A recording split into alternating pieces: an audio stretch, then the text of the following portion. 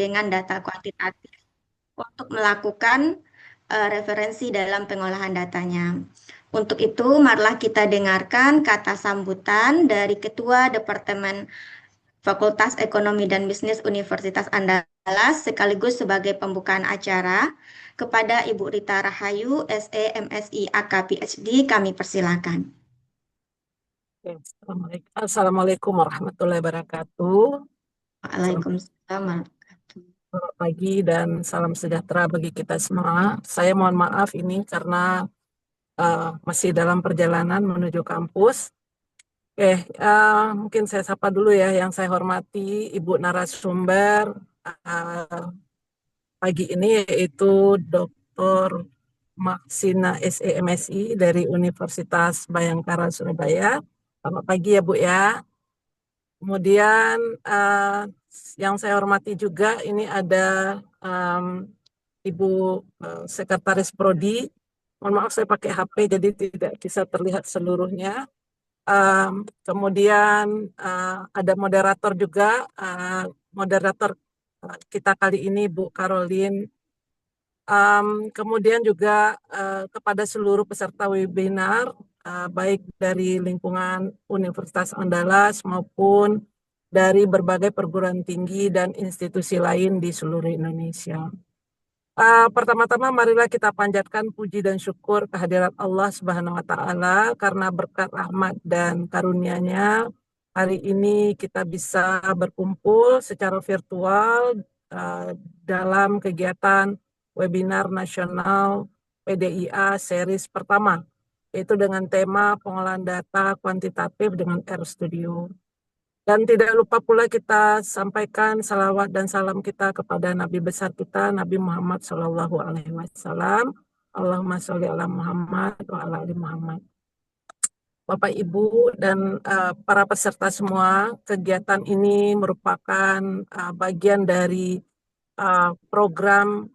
inisiatif dari program Doktor Ilmu Akuntansi PDIA FEB Universitas Andalas, di mana saat ini PDIA itu berencana untuk menghadirkan webinar series yang akan dilaksanakan secara reguler dengan berbagai topik yang relevan bagi tentunya dunia akademik, penelitian, dan praktek akuntansi kontemporer. Dan kali ini seri pertamanya itu menjadi pembuka yang sangat penting sekali karena kali ini mengangkat tema metodologis yang menjadi fondasi riset kuantitatif di era digital, khususnya dalam hal pemanfaatan RStudio sebagai alat analisis data statistik yang bersifat terbuka, fleksibel, dan kuat ya dalam pengolahan data statistik maupun model-model empiris lainnya. Melalui kegiatan ini kami berharap peserta ya, baik mahasiswa doktor, mahasiswa S2 maupun dosen ataupun peneliti itu dapat memperluas wawasan metodologisnya sehingga bisa meningkatkan keterampilan dalam mengolah data secara efisien, akurat, dan tentunya lebih tepat. Nah, ini juga tentunya sejalan dengan komitmen Departemen Akuntansi FEB yang terus memperkuat kapasitas riset dan juga publikasi ilmiah yang tentunya berdaya saing global, ya, sebagaimana arah pengembangan World Class University yang dicanangkan oleh Universitas Andalas. Nah, kami juga menyampaikan apresiasi yang sangat tinggi ya kepada panitia, Bu Erna, Pak Aristano, kemudian Bu Melia, kemudian dan panitia semuanya, serta himpunan mahasiswa PDIA atas inisiatif dan kerja kerasnya. Semoga seri webinar berikutnya itu dapat menghadirkan topik-topik yang menarik lagi, yang relevan, dan tentunya bisa meningkatkan pengetahuan dan kompetensi akademik kita semua. Akhir kata, saya ingin mengucapkan selamat baru webinar. Semoga memberikan inspirasi dan manfaat bagi pengamat riset dan keilmuan kita semua. Dan dengan mengucapkan bismillah, webinar ini kita buka. Terima kasih. Assalamualaikum warahmatullahi wabarakatuh. Waalaikumsalam warahmatullahi wabarakatuh. Terima kasih kepada Ibu Rita Rahayu, SE, MSI, AK, PhD yang telah memberikan kata sambutannya. Baiklah, sebelum kita memulai acara, izinkan kami untuk mendokumentasikan kegiatan hari ini. Dimohon kepada Bapak Ibu peserta webinar untuk mengaktifkan kameranya.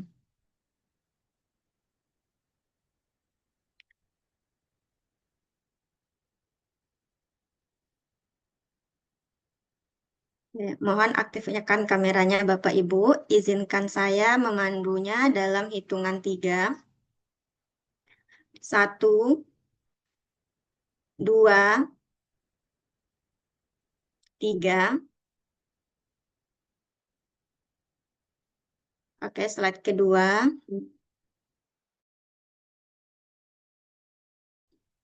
2, 3. Terima kasih kepada Bapak Ibu. Acara webinar kita kali ini nantinya akan dipandu oleh Ibu moderator kita, Ibu Caroline Cesviani, MSI AK. Beliau menamatkan S1-nya di Universitas Andalas, S2-nya di Universitas Indonesia, dan beliau sekarang merupakan mahasiswa PDIA angkatan pertama di Universitas Andalas. Beliau merupakan seorang dosen di Universitas Negeri Padang dengan bidang keahlian perpajakan dan auditing. Sebelumnya beliau juga merupakan junior auditor di kantor akuntan publik Dr. Sayuti Malik. Beliau telah menerbitkan banyak artikel baik di jurnal internasional maupun proceeding. Sebagai bentuk penghargaan dari kami, izinkanlah kami memberikan sertifikat terlebih dahulu kepada Ibu narasumber kita, Ibu Dr. Mahsina.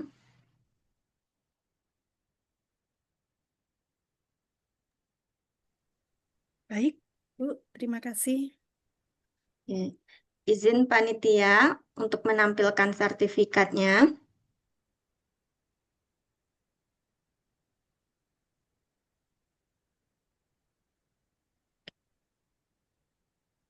Ya, mohon maaf nanti mungkin bisa langsung dikirimkan Ibu. Selanjutnya sertifikat diberikan kepada Ibu moderator kita, Caroline Cesviani, MSI AK.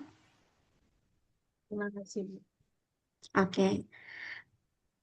Baiklah, untuk acara selanjutnya kita serahkan kepada Ibu moderator kita, Ibu Caroline Cesviani, MSI AK. Kepada Ibu kami persilakan. Baik, terima kasih, Bu Melia. Ini sertifikatnya baru. Ya, ini Ya, kita tampilkan. ya, terima kasih untuk panitia. Oke, boleh di stop share dulu mungkin ya. Baik, Bapak Ibu peserta webinar, selamat pagi dan salam sejahtera untuk kita semua. Pertama-tama saya menyapa dulu untuk yang terhormat Ibu Kepala Departemen Akuntansi, Ibu Rita Rahayu PSD, Ibu Sekretaris Departemen Akuntansi, Dr. Ferni Juwita, kemudian ada Kepala Prodi PDIA, Bapak Dr. Aristano, Sekretaris Prodi PDIA, Ibu Dr. Erna Widyatuti, dan Bapak Ibu dosen yang mengikuti acara webinar pagi ini, adik-adik mahasiswa dan peserta webinar yang berbahagia. Senang sekali kita bisa berkumpul pagi ini untuk mengikuti webinar yang pertama dari PDIA sebagai rangkaian dari webinar series yang akan kita ikuti berikutnya.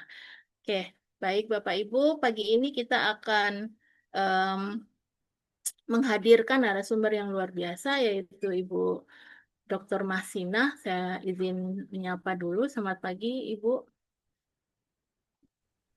Ya, selamat pagi. Ya, Bu.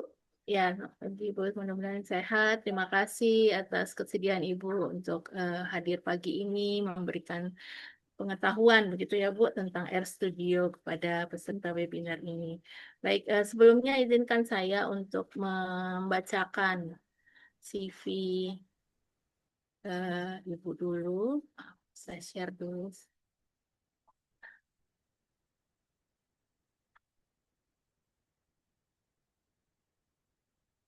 Jadi narasumber kita kali ini adalah Ibu Dr. Masina SEMSI. Beliau lahir di Situbondo 17 April 1978. Saat ini merupakan dosen tetap dari Universitas Bhayangkara Surabaya ya Ibu, dengan mata kuliah Sistem Informasi Akuntansi, Akuntansi Manajemen, Akuntansi Internasional, Sistem Analis and Design dengan Internal Audit.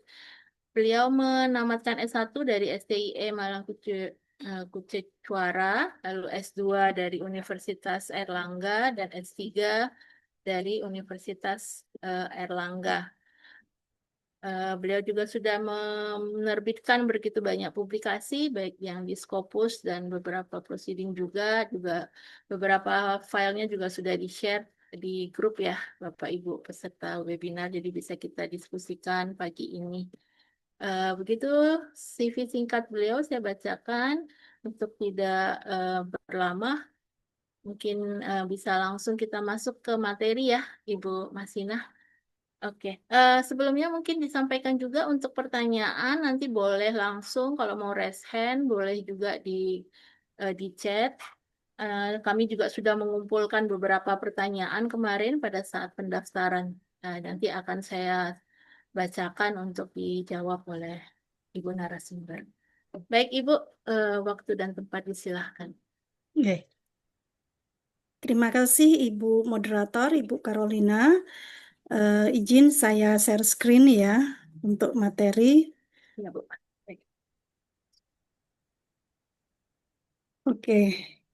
Jadi memang materi ini pada hakikatnya kalau dari sudut pandang metodologi itu bisa kita lihat dari dua perspektif ya. Perspektif pertama dari pendekatannya, dan perspektif kedua itu dari toolsnya ya. Kalau tools saya kira Bapak Ibu tidak memiliki keterikatan ya untuk memilih tools mana yang akan dipilih, akan digunakan oleh Bapak Ibu semua. Tapi untuk pendekatan terkait terutama untuk pada topik ini itu fokus pada observe variable, jadi data yang terukur ya.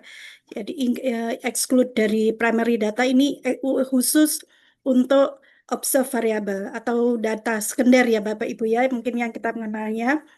Nah, baik saya mulai untuk webinar pagi ini ya.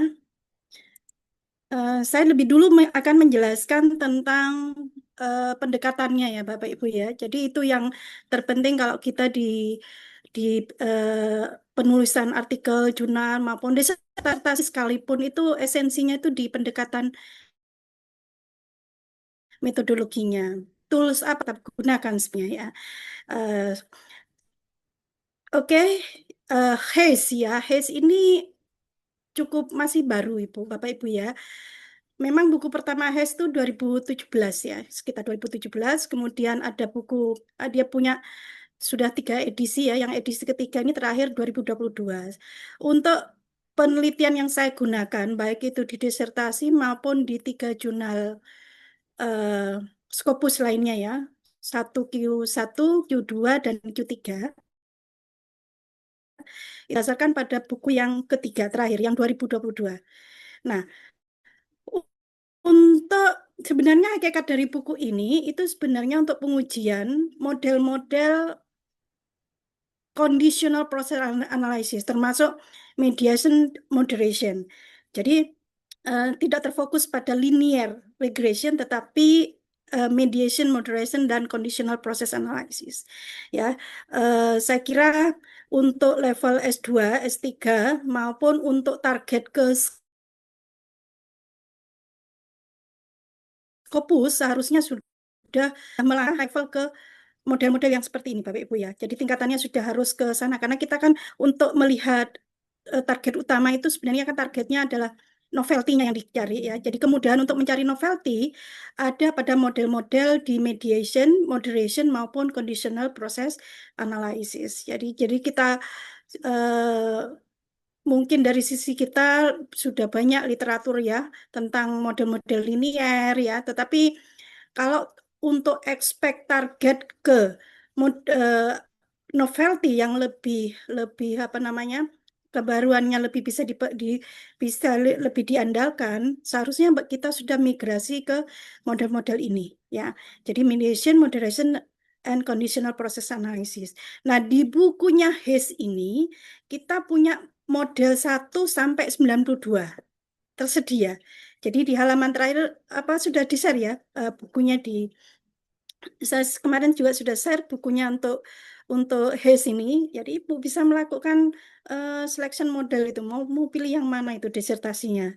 Yang paling kompleks ya tentu saja di model 92 yang terakhir ya Pak Ibu ya. Kemudian ya ini beberapa hal ya saya kenalkan dulu. Nah, kedua yang pokok utama untuk Hayes ini model pendekatan ini sebenarnya basis makroproses ya. Makroproses ini sebenarnya alat di mana kita untuk menguji observe variable. Jadi fokusnya itu pada data sekunder Bapak Ibu ya.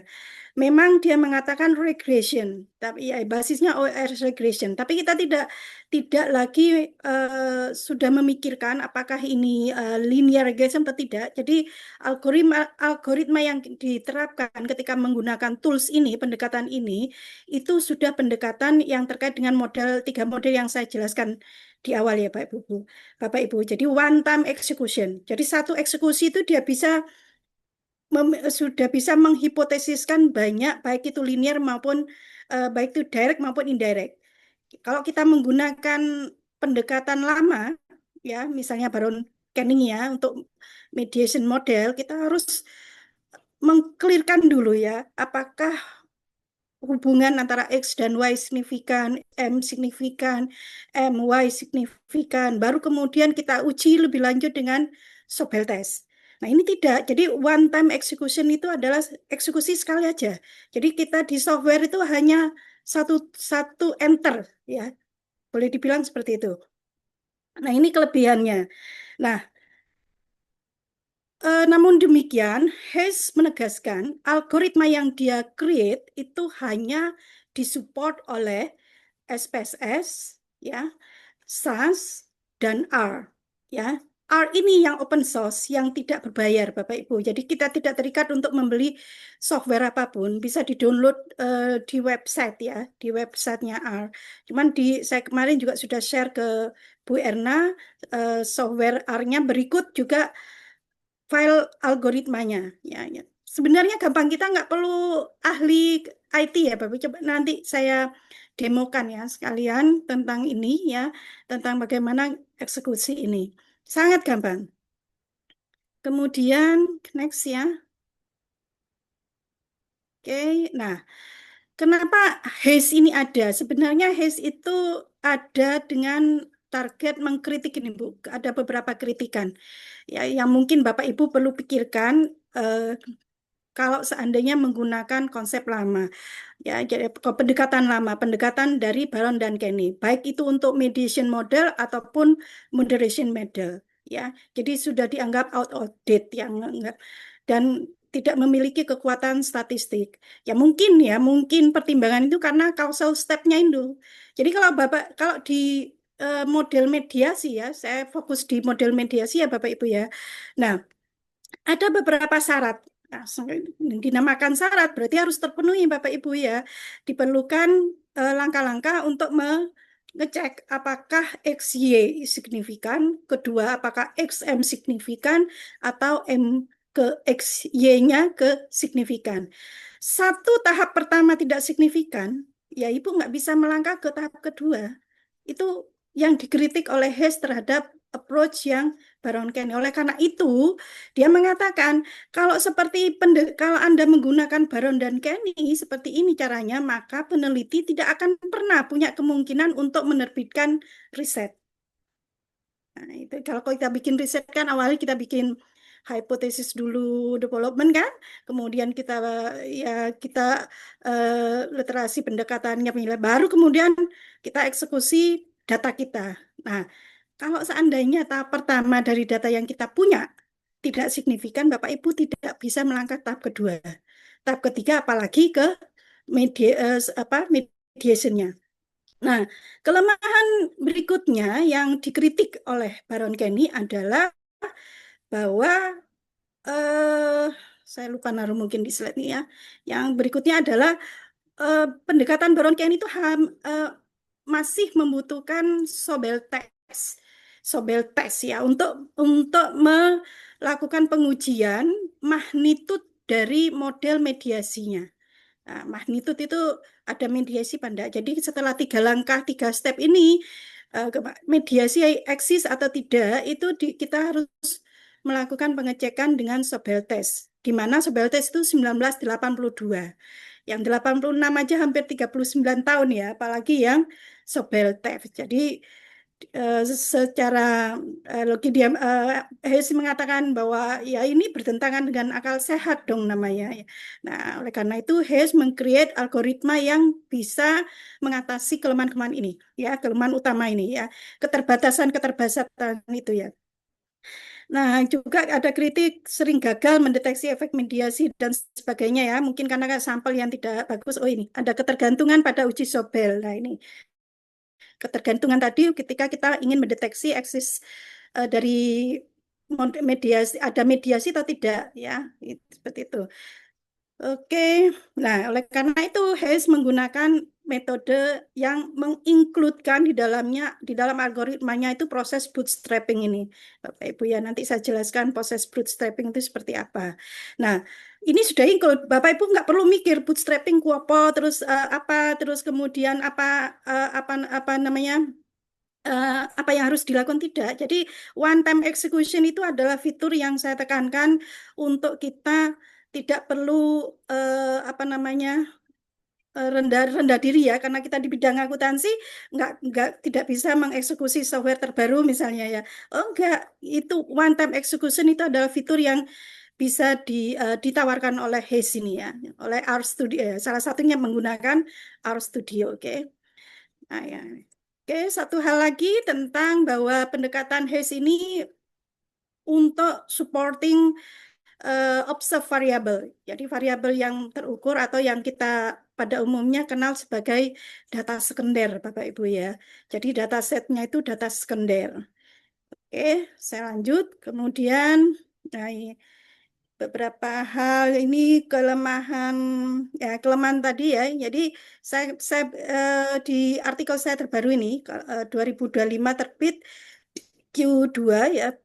Ini jadi proses ini namanya proses makro ya, yang pendekatan Hayes hanya support SPSS, SAS dan R ya. Jadi tadi kritik-kritik dari Baron Ken ini saya tunjukkan juga di artikel saya karena belum banyak reviewer yang memahami tentang Hayes ini ya. Jadi saya nanti mungkin bisa saya share major revision yang saya punya Bapak Ibu ya. Jadi feedback saya itu apa.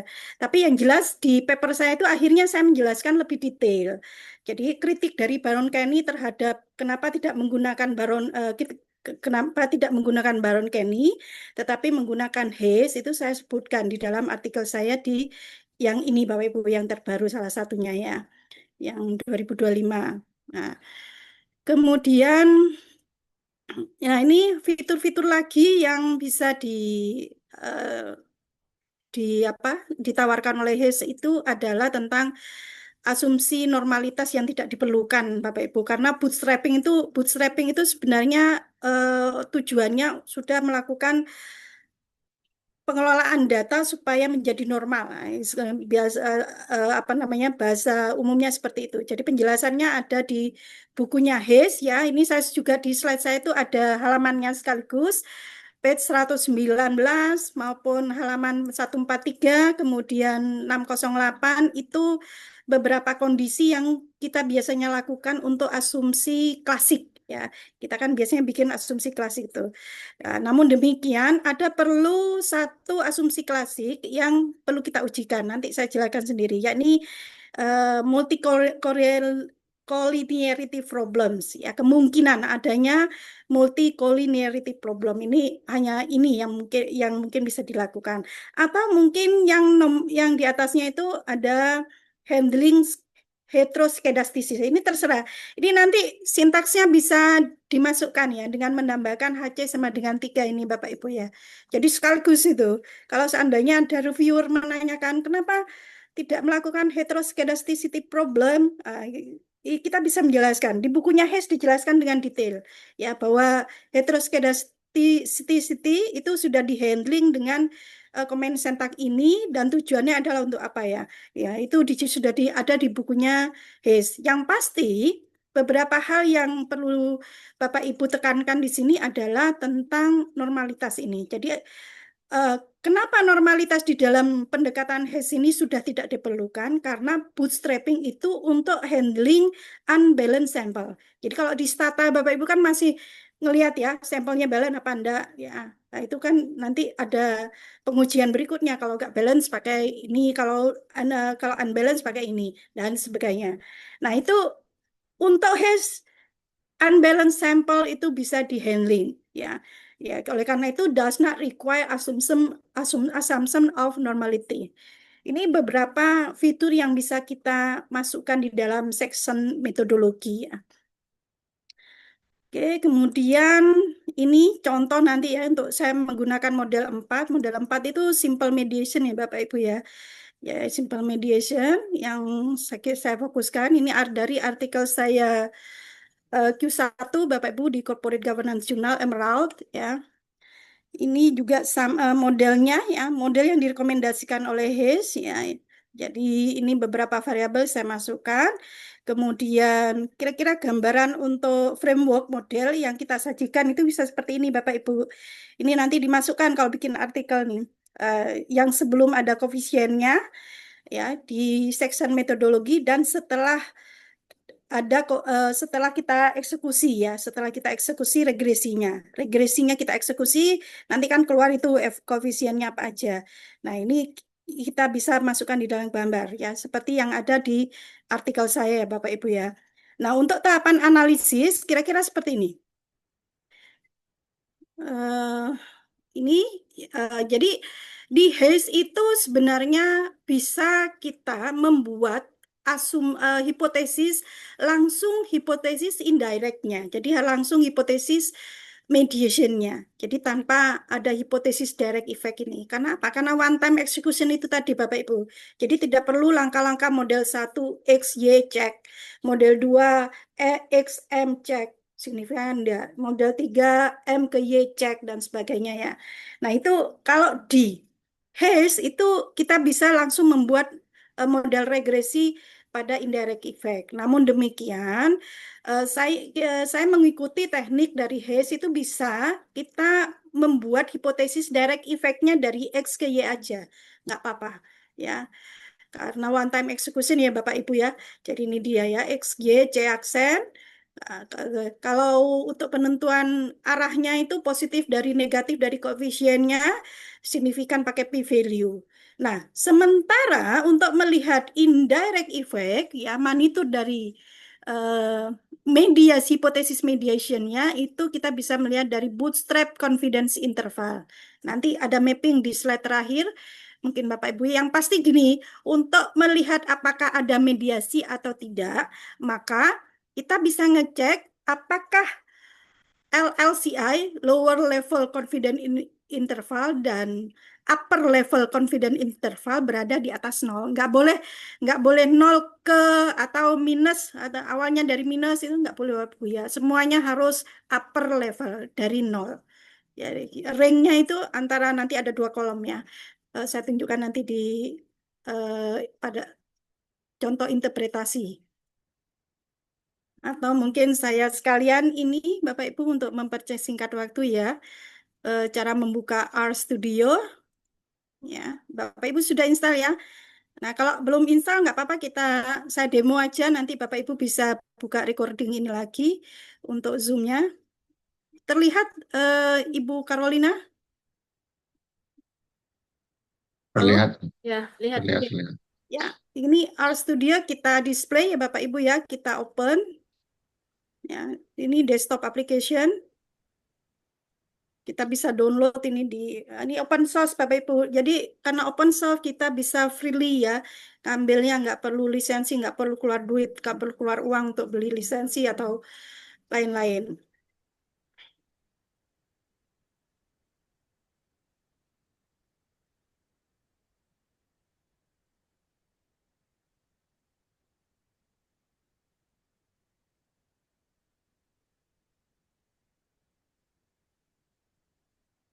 Mau bertanya dulu satu, boleh, Bu Masina? Silakan bisa diinterrupt. Iya, ada yang bertanya di list pertanyaan kemarin. Ini tools ini apakah untuk sampel kecil atau bisa sampel besar, sampel kecil gitu, Bu? Bisa. Saya kira di buku, saya ada buku ya, sudah menerbitkan buku terkait dengan ini ya Bapak Ibu ya. Bapak Ibu bisa nanti pesan ya. Jadi dia bisa handling small sample. Bentar, saya aja jelaskan itu di artikel saya ya.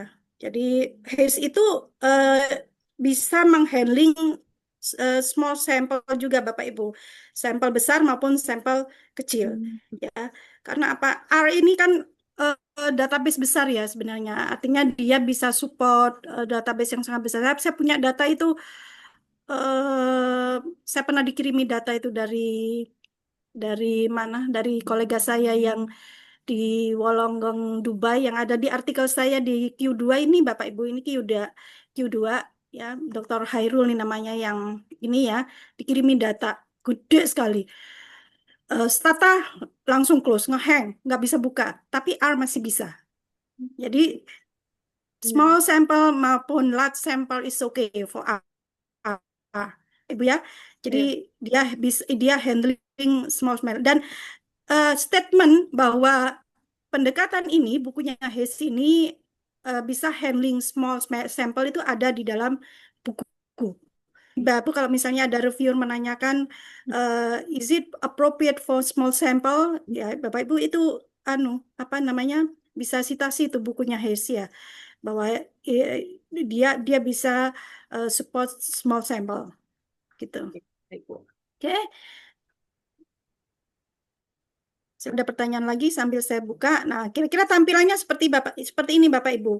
Ini R-nya ya, R Studio-nya. Nah, kemudian untuk memanggil hash-nya, algoritma hash-nya ya sama seperti halnya SPSS ya Bapak Ibu. Kalau SPSS Bapak Ibu bisa beli ya untuk lisensinya, tetapi untuk yang R ini free ya. Oke, kita open file ya untuk seperti ini. Nah, kita locate di mana kita nyimpen file algoritma yang ada .r-nya Bapak Ibu ya. Oke, proses.r namanya.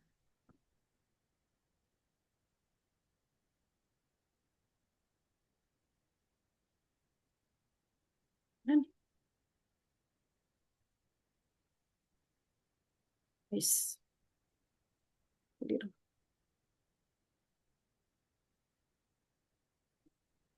Ya, di proses ini ya Bapak Ibu ya. Saya ini yang proses.r. Ini di highlight. Oke. Terlihat ya. Oke, kita open. Nah, nanti muncul seperti ini. Jadi ada tab konsol, ada terminal, ada background.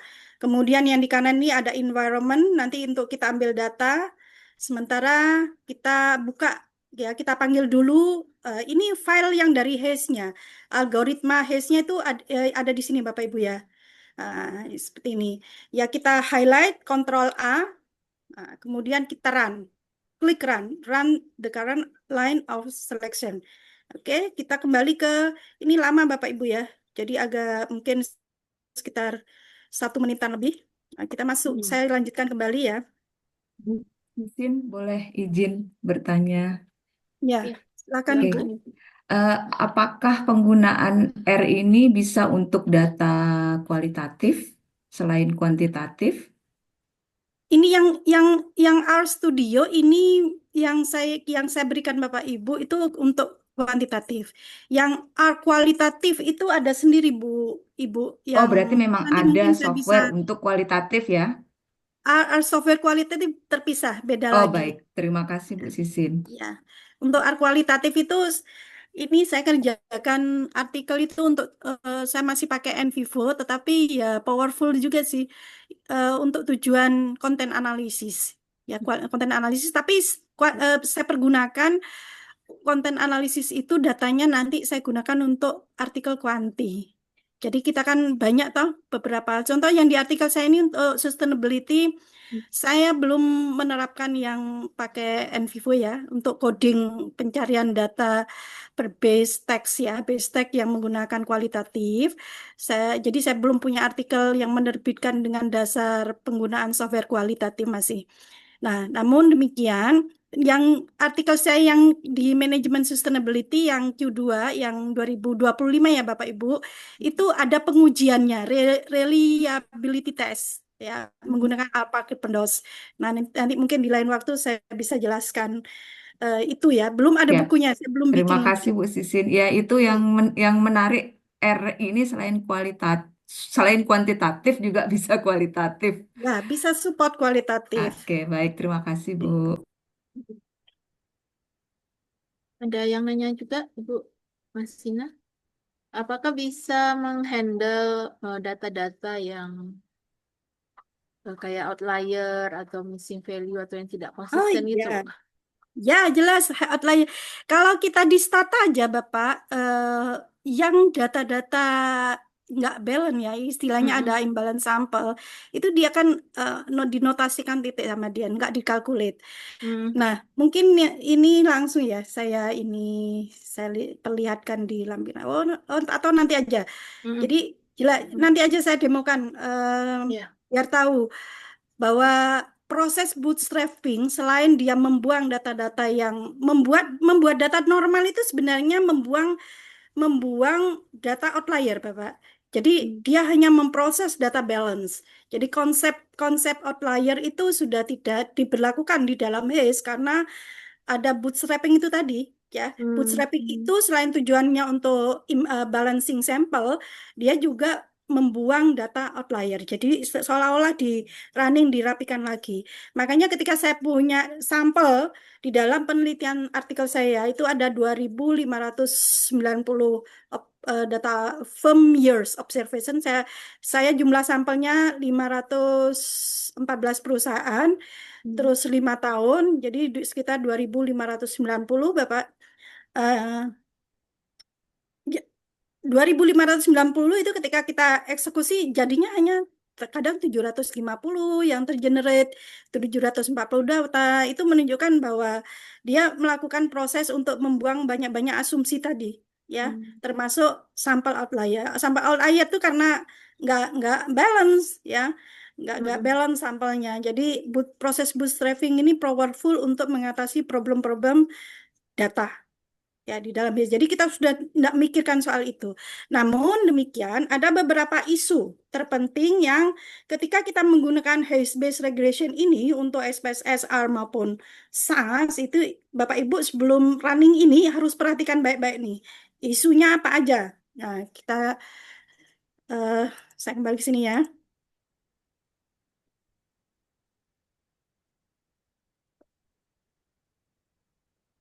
Oke, yang pertama adalah apakah hash supporting multiple X variable dalam proses ya. Jadi penggambaran dalam bukunya hash itu untuk framework modelnya itu bisa dilihat seperti ini Bapak Ibu ya. Jadi X1 M ke Y, X2 M ke Y dan sebagainya. Dalam model ini memang hash memiliki keterbatasan ya karena dia hanya mengeksekusi satu X. Nah, bagaimana dengan kondisi ketika ada multiple X? Nah, multiple egg ini diposisikan sebagai covariat. Jadi atau kontrol. Dimasukkan di kontrol Bapak Ibu. Ya logikanya ya kalau kita eksekusi menguji satu variabel terlebih dahulu, yang variabel X yang lain itu pasti kita kontrol dulu, benar nggak ini signifikan terhadap Y-nya dan sebagainya ya. Jadi frameworknya seperti ini, kalau modelnya HACE. Nah, namun demikian dia mengatakan ketika kita memasukkan beberapa multiple X dalam model, walaupun dijadikan kontrol, apalagi dijadikan kontrol ya, including termasuk statistical control, kontrolnya ini ya, ada possibility highly correlated XS, ya semua X itu. Jadi saling cancel satu sama lain. Nah, ini bias kan jadinya. Oleh karena itu, maka kita memerlukan untuk running multicollinearity test, PIF test. Nah, kalau yang saya ini untuk multicollinearity test ini karena pada data di masing-masing variabel, saya pakai stata, execute-nya pakai stata Bapak Ibu. Ya. Jadi Hess modelnya itu hanya saya terapkan di pengujian hipotesis. Nah, namun pengujian hipotesis ini sebelum dilakukan kan kita harus memastikan bahwa datanya ini oke dari setiap dari masing-masing variabel itu. Nah, salah satunya adalah soal multiple X. Jadi kalau kita banyak X, seperti misalnya contoh corporate governance terhadap firm value ya. Mediasi misalnya mediasinya risk management seperti artikel saya ya. Corporate governance ini kan banyak. Misalnya saya ngambil ada independent komisaris, kemudian audit committee, kemudian satu lagi ada ownership ya, concentration ownership dan sebagainya. Yang lain-lain ini kita masukkan sebagai kontrol. Namun pada saat uji hipotesis, pengujian eksekusi di Hess-nya ini. Namun demikian, untuk menghilangkan asumsi adanya bias ya terhadap X ini, maka kita perlu multicollinearity test. Ya, di buku saya ada ini lengkap.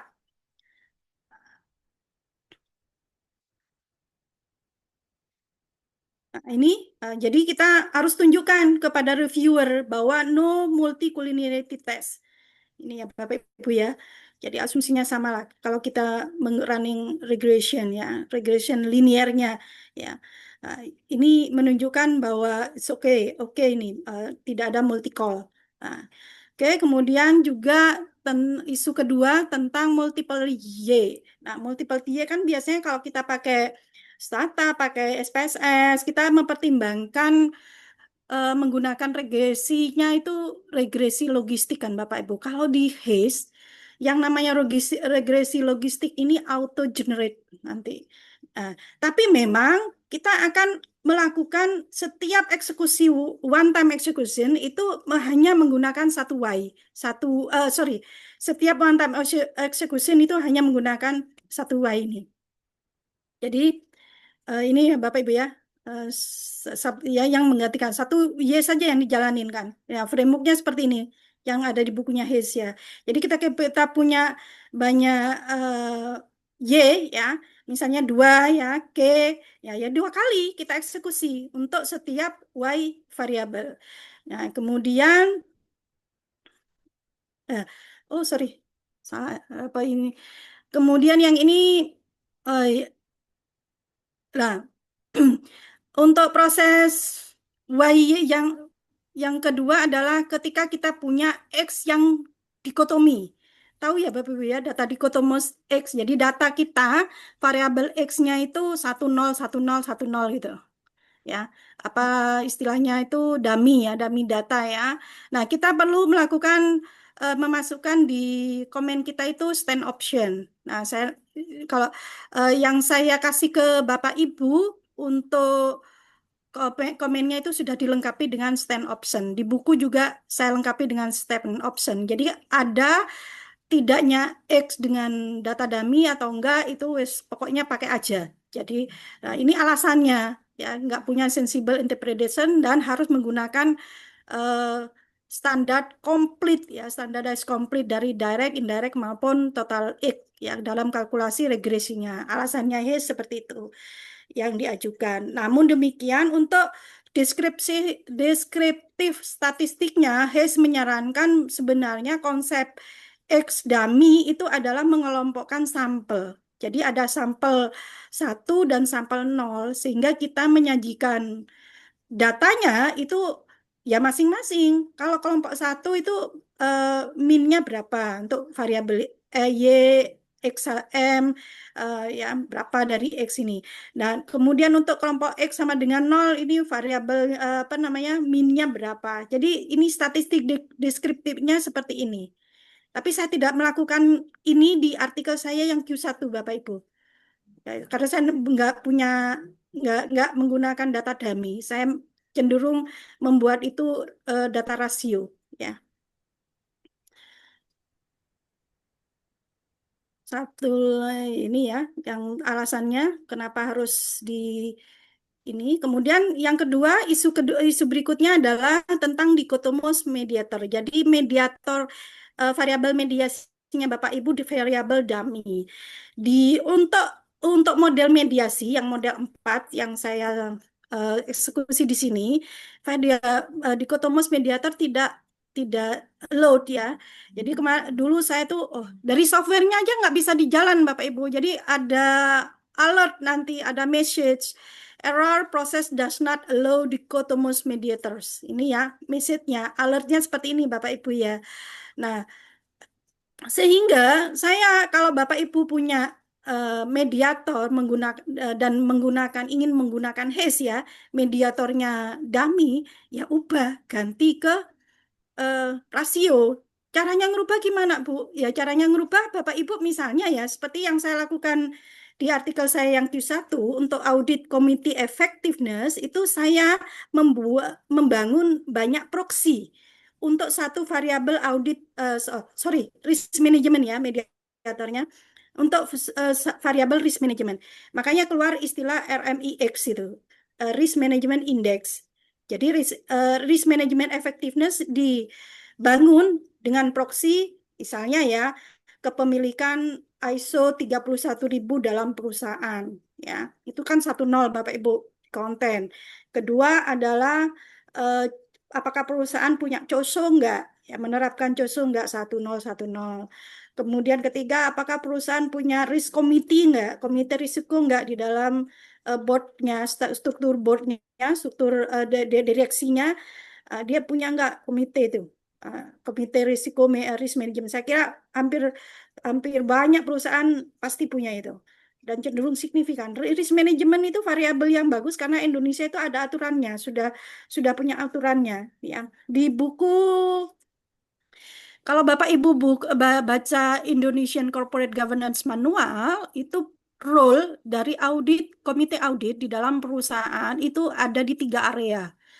Area pertama itu tentang risk management. Makanya rata-rata perusahaan di Indonesia untuk risk manajemennya itu pasti oke. Ya, pasti makanya dengan alasan itu saya jadikan variabel mediasi ya, karena memang banyak datanya yang sudah supporting. Kemudian yang kedua adalah area audit dan area laporan keuangan. Nah, artikel Q1 saya itu fenomena gap-nya itu untuk menangkap, untuk memenuhi rekomendasi menguji apakah risk management ini audit committee ini role-nya bisa diperpanjang, bisa di-expand ke sustainability reporting. Ya, itu rekomendasi dari IFAC. Jadi kalau saya membuat fenomena gap di dalam penelitian Bapak Ibu ya, caranya itu adalah ngecek websitenya UN, ngecek websitenya IFAC ya, International Federation Accounting ya, yang itu dari international contact dulu kita bicara. Ada rekomendasi terbaru dari ISU nggak? Baru kemudian kita lihat regionalnya, peraturan kita bagaimana. Ternyata komite audit tidak punya role ke sustainability reporting untuk Indonesia. Padahal IFAC merekomendasikan di tahun 2023 itu dia harus expand ke sustainability reporting. Itu fenomena gap. Ya, jadi kita uji itu benar nggak apa dengan cara apa? Dengan cara menjadikan risk management sebagai mediator ini signifikan jadinya.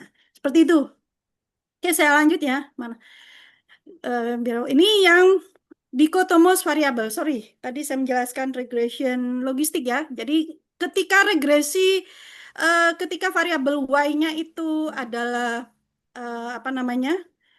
Ini ya, y-nya dummy. Kita nggak perlu kayak di SPSS atau Stata ya, kita nggak perlu cari regresi logistik sendiri ya Bapak Ibu ya. Dia akan otomatis. Jadi satu komen yang saya kasih ke Bapak Ibu itu sudah bisa mengenerate semuanya. Ya, bisa mengenerate logistik regression juga.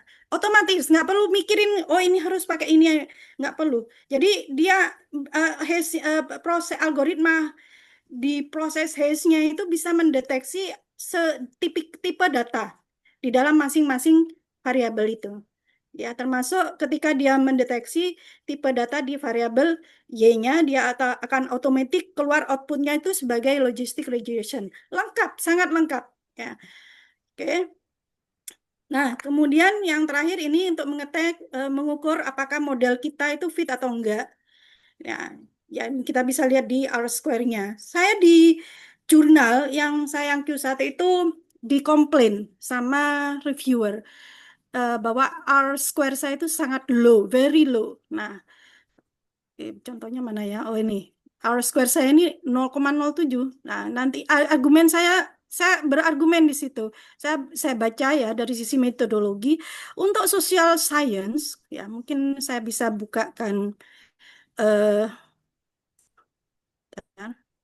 saya bukakan artikel saya ya Bapak Ibu ya, biar kita tahu ya. Jadi kita itu harus membuat reviewer itu satisfied ya, intinya targetnya itu. Kalau ingin accept. Nah, ini yang Q1 ya. Jadi saya ada komplain dari reviewer tentang kenapa R square-mu kecil. Nah, saya bilang gini, argumentasi saya.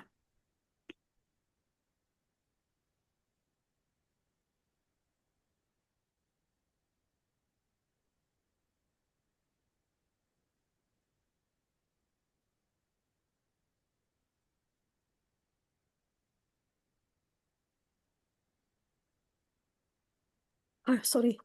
Bu Sisin, boleh nanya lagi? Ya, boleh sambil nanya sambil saya cari nih. Oke, siap. Untuk menemukan novelty dengan menggunakan R ini apakah bisa ya, Bu? Novelty itu kan ada 3 macam, Bu. Jadi novelty itu tidak digunakan dengan software, ya. Jadi apa namanya, kita ngelihat sendiri. Ya bisa sih kayak kita seperti bahkan kita menggunakan yang R ini tidak support seperti itu ya. Eh, kita bisa apa namanya, kita bisa menggunakan misalnya software apa ya yang untuk mapping literatur itu. Ah, taruhlah Publish and Perish ya, atau satunya lagi apa tuh yang ada frameworknya itu. Saya pernah ngajar itu tapi kok malah lupa itu. Eh, nah itu kita masih harus baca ya kan ya, baca paling tidak. Jadi novel itu kan ada 3 ya. Kita bisa membuat novelty dari sisi finding, dari sisi literatur ya. Sorry, yang pertama dari sisi literatur finding, sorry. 3 itu finding, kedua metodologi, dan yang ketiga itu adalah application. Jadi novelty itu dibangun yang pertama dari findingnya. Berarti kita harus baca riset findingnya penelitian terdahulu itu. Ya, ada atau tidak. Kedua dari sisi yang kedua ini agak kontroversi ya. Beberapa kolega saya mengatakan bahwa metodologi itu nggak novelty. Saya bilang kamu kalau nggak punya novelty di metodologi ya tidak akan support artikel ya, tidak akan support, nggak punya kelebihan banyak. Kalau saya biasanya mengkombinasikan tiga-tiganya itu saya kasihkan, saya tawarikan ke reviewer, ke editor ya. Saya punya 3 novelty baik dari sisi finding itu kan berarti modelnya ya, belum pernah ada. Jadi model statistiknya dan variabel-variabel yang terlibat di dalamnya itu belum pernah dilakukan ya. Saya tawarkan itu. Tapi kan nggak cukup kita bicara itu. Kita bicara harus lebih lagi supaya bisa meyakinkan ya bahwa oh artikel saya itu nggak ada duanya karena saya juga punya novelty dari sisi metodologi misalnya ya. Nah, saya nanti tunjukkan beberapa artikel metode yang punya novelty metodologi, termasuk punyanya dari UNER itu ada banyak tuh. Saya mengajukan yang HES ini karena jarang apalagi di bidang akuntansi. Jadi HES ini masih belum banyak dilakukan ya. Di jurnal-jurnal internasionalnya belum banyak. Saya menemukan itu waktu saya membuat pertama tentang riset menggunakan HES ini hanya menemukan 2 artikel dari psikologi 1, kedokteran 1. Dari model saya ya, model 6 waktu itu. Yang model 6. Nah, itu pun juga tidak tidak rapi, tidak mematuhi penyajian hasilnya, eksekusi dari tabelnya itu tidak rapi, tidak sebagus, tidak memiliki understanding sendiri, tidak understandable gitu loh Bu, Bapak Ibu ya, tidak bisa dipahami. Nah, itu yang saya ajukan ya. Terus saya mengajukan banyak kritik yang kalau kita menggunakan Baron Ken ini seperti apa itu saya sebutkan itu satu-satu ya. Ketiga dari kontribusi application. Jadi kontribusi itu teori maupun kontribusi itu practice. Kontribusi yang artikel saya Q1 saya enrich agensi teori. Jadi memperkaya teori agensi. Di mana konsep dari agensi teori pada umumnya adalah untuk maximizing profit kan ya. Nah, saya masukkan. Oh, tidak. Sustainability research dalam konteks penelitian saya katakan itu tujuannya adalah untuk membangun reputasi. Kalau reputasi bagus, ya, maka akan maximizing profit. Nah, seperti itu. Itu yang saya tawarkan jadi tiga-tiganya saya punya. Bapak Ibu kalau target Q1 usahakan punya banyak novelty ya yang diajukan, baik dari aspek novelty teori to kontribusi to teori to practice ataupun dari sisi tadi model ya belum pernah ada. Kita kan memahami ya bahwa novelty adalah model yang tidak pernah dieksekusi diuji oleh peneliti ya. Oh tidak, bisa banyak hal ya. Kita bisa stressing itu, meyakinkan itu ke reviewer ya. Kalau paper kita bagus dari sisi ini, ini gitu. Ya. Oke, mana ya? Oh, ini di sini Ya, gitu. Bapak Ibu yang mau bertanya boleh silakan Bapak Ibu. Ya, silakan. Kalau ada lagi atau mungkin penjelasannya terlalu cepat, boleh. Oh, ya. Itu Oh, ada kalau untuk belajar sendiri itu ada YouTube selain buku dari Ibu ya. Ada YouTube yang Ibu rekomendasikan mungkin Bu. Coba aja dicari. Kan- Saya itu aja belajar R ini dulu itu pernah ada itu punya bahasa Jerman. Eksekusinya. Iya betul. YouTube-nya bahasa Jerman. Promotor kopron saya dulu bilang, kamu belajar sendiri di YouTube, lihat sendiri di YouTube. Mana ada Pak? Ya dari bukunya Hess itu saya kira bisa dipahami, cuman ada sintang dari bukunya Hess itu sulit kita eksekusi itu. Kalau yang dari buku Ibu gimana ordernya Bu? Hah? Langsung ke Ibu atau bagaimana?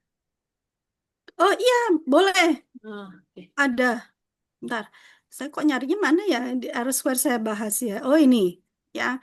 Jadi saya dikomplain ini mungkin saya highlight ya. Nah, Bapak Ibu kan R-square ini kadang mungkin kita ketika penguji R-square-mu kecil. Kenapa ini kecil R-square-mu? Saya bilang gini, although seems a low R, weak low atau low R square value are often acceptable in social science. Ini pertama, harus ada rujukannya. Jadi setiap kita berstatement di dalam artikel itu harus punya rujukan Bapak Ibu. Kita tunjukkan. Acceptable ini beberapa hal ya. Ya, jadi R square kecil ini harus dijelaskan. Itu lemah itu ya, dia bilang gitu. Nah, ini penjelasan argumen saya yang pertama. Ya, argumen saya kedua, R square itu acceptable dalam riset konteks ya di beberapa disiplin ilmu. Ya, ini ya. Dan certified, kategori satisfied, nggak apa-apa. No problem. Ya, beberapa kolega saya internasional juga begitu. No, no problem. Apalagi kita model-model mediasi ya. Nah, dari bukunya Hayes, saya juga menemukan statement, mediation model itu meaningful R square, possible itu dengan apa namanya, R square-nya kecil itu nggak apa-apa. Jadi ada absent evidence ya terkait dengan asosiasi XY-nya. Jadi XY-nya itu bisa tidak signifikan atau bahkan tidak signifikan ya dia bilang. X ke Y-nya itu tidak signifikan. Karena apa? Full mediation tadi. Jadi tipenya itu full mediation seperti yang punya saya ini. Kan full mediation dia. Nah, ini mungkin beberapa argumennya. Jadi intinya itu kalau kita membuat feedback respon dari reviewer itu harus dengan prinsip satisfied reviewer. Reviewernya nggak satisfied ya rekomendasinya pasti reject. Oke, saya lanjut ya Bapak Ibu ya, mission model fit. Oke, nah ini apa namanya? Sintaks ya, ya ini bisa di copy paste, jangan diubah spasi, titik, koma, jangan diubah Bapak Ibu ya. Jadi kalau mau ganti ini y-nya ini menunjukkan variabel dependennya ya, ini variabel independennya AC ya, audit committee effectiveness ini GRI sustainability performance saya singkat GRISP.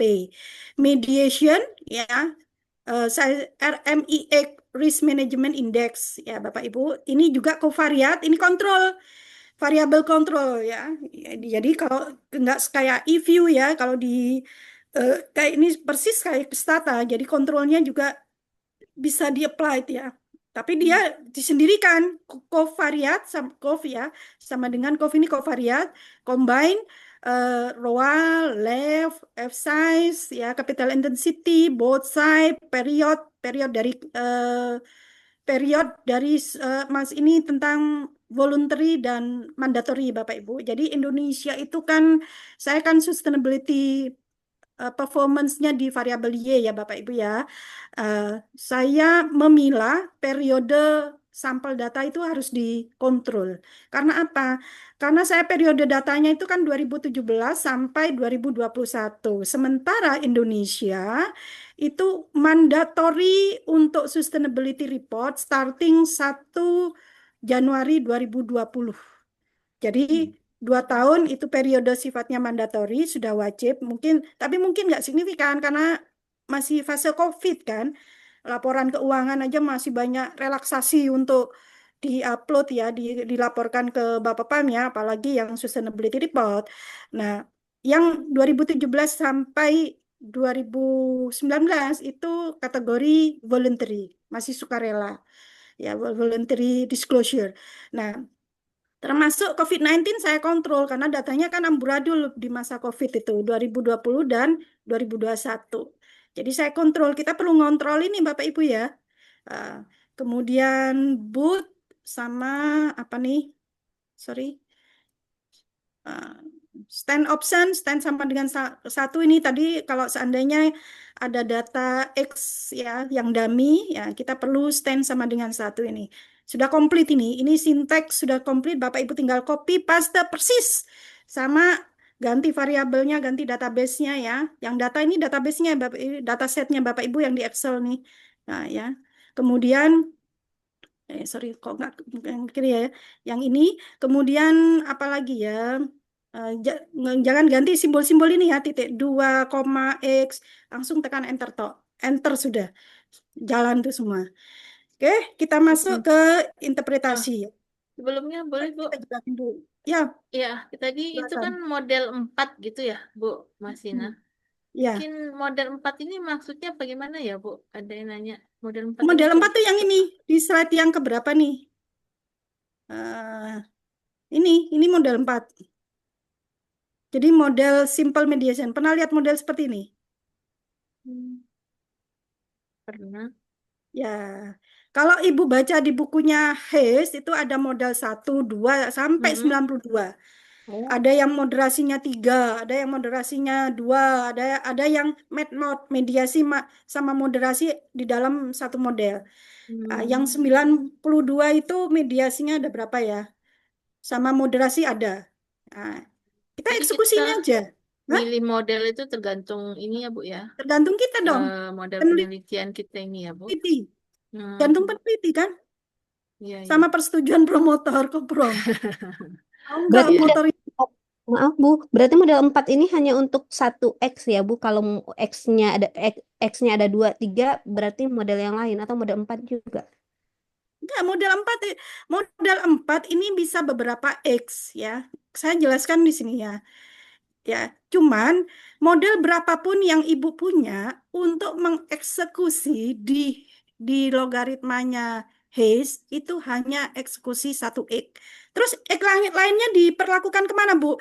Dimasukkan ke dalam covariat tadi, ya. Ini. Nah, tadi saya sudah jelaskan ya. Hayes Iya juga Bu, sudah udah, menjelaskan. makasih. Paham ya, Bu ya? Ya Maksud paham saya. Bu. Ya, jadi model 4 ini hanya mengeksekusi 1 X. Nah, kalau misalnya kita punya, misalnya ini kan audit committee effectiveness ya, efektivitas audit committee. Misalnya saya punya lagi independent komisaris, ya masukkan itu di dalam sini. Jadi eksekusinya terpisah. Paham ya Bapak Ibu ya? Nanti pada saat mengeksekusi menguji yang independent komisaris, yang AC-nya ini masukkan ke sini, ke covariat. Paham ya? Oke, ada pertanyaan lagi? Oke, kita masuk ke software ya, lihat dulu ya. Ya. Sambil saya demo nih.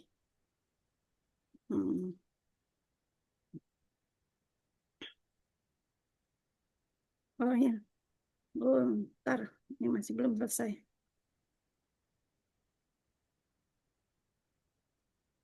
Masih running.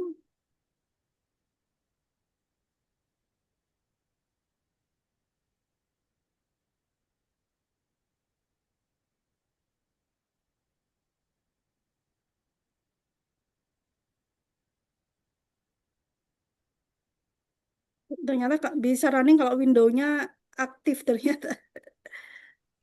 Oke, saya selesaikan ini aja. Langsung diinterpretasi aja ya Bapak Ibu ya. Nanti saya kan kita terakhir aja untuk demo softwarenya. Nah, cuman ya, outputnya, oke, outputnya nanti seperti ini. Ini yang saya bilang one time execution itu. Jadi lengkap ini. Jadi outputnya seperti ini Bapak Ibu ya, salah satunya ya. Nanti di ke bawah ada.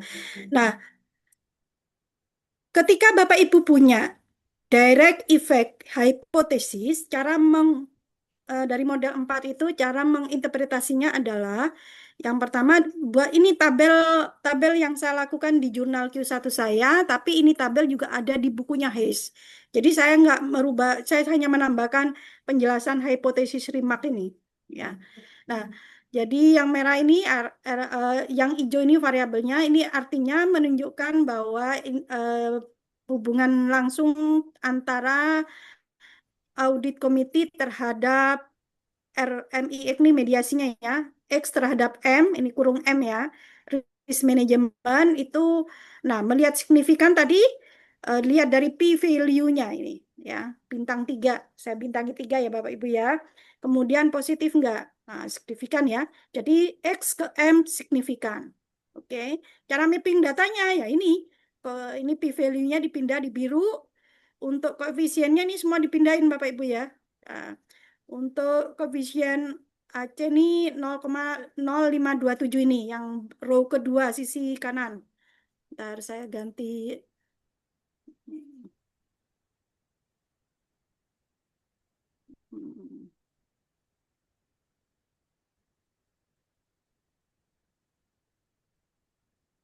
Ya, yang ini ya Bapak Ibu ya. Yang ini 0,527 ya, masukkan sini koefisien. Berikut standar errornya ya, dipindahin ya. Termasuk juga P value-nya ini ya, jejer semuanya masukkan R square dari sini ya. Nah, ini kemudian di F1 di F degree of freedom 8 bawah 1 dan 2 ini batas atasnya ya. Nah, ini pindahkan ini Bapak Ibu ya. Masuk ke ini ya. Ini kurung yang kurung ini ya. Oke, dipindahkan semua untuk mapping mapping ini ya, mapping hasilnya. Ini juga p value-nya kemari ya. Oke.